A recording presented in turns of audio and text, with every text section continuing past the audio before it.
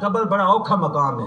لیکن اس بندے واسطے جنہ سرکار دو عالم صلی اللہ علیہ وسلم کی سنت نال بیزاری کیتی ہے، سرکار نال تعلق جوڑا ہے، انہاں واسطے مشکل تے جنہ سرکار نال اپنا لو لگا ہے نا، قبر بھی انہاں واسطے انتظار ہے چولی سی۔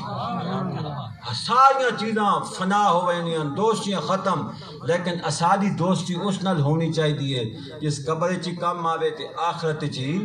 کام آوے۔ توجہ میں نہیں کر، اے استاد بیٹھے نا بچے نو قرآن پاک پڑھیں جی،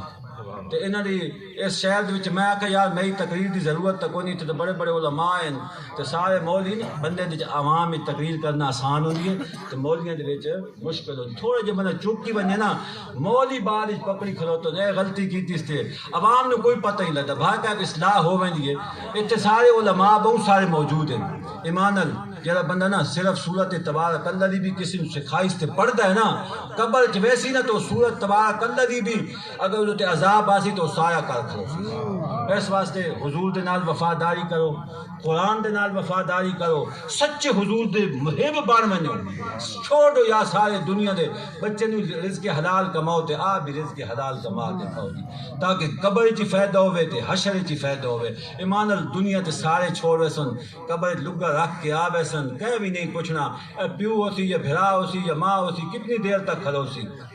سمجھے تھوڑی دیر، لیکن قبر دے وچ وفاداری مصطفیٰ کرنی۔ جنہیں میرے بھائی نعت پہ پڑھ دیں نا کہ حضرت سیدنا بلال خوش ہوئے،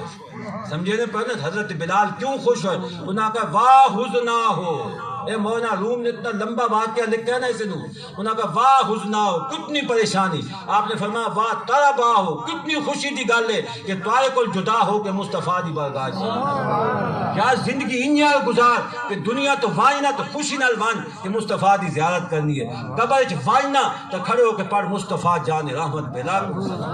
اس تک اپنی زندگی گزار تاکہ حضور بھی راضی ہو ونجن، تو حضور دے صحابہ بھی اہل بیت کرام بھی راضی ہو ونجن۔ اللہ دی بارگاہ دعا استاد منا کئی 5 منٹ رہنے ہوں تو بس چا کرے تو 2 منٹ رہنے چلو بھائی کوئی اتے ہو گئی ہیں تو اللہ پاک معاف فرماوے، تو جو کچھ میں عرض کیتا اللہ سے عمل دی توفیق عطا فرمائے۔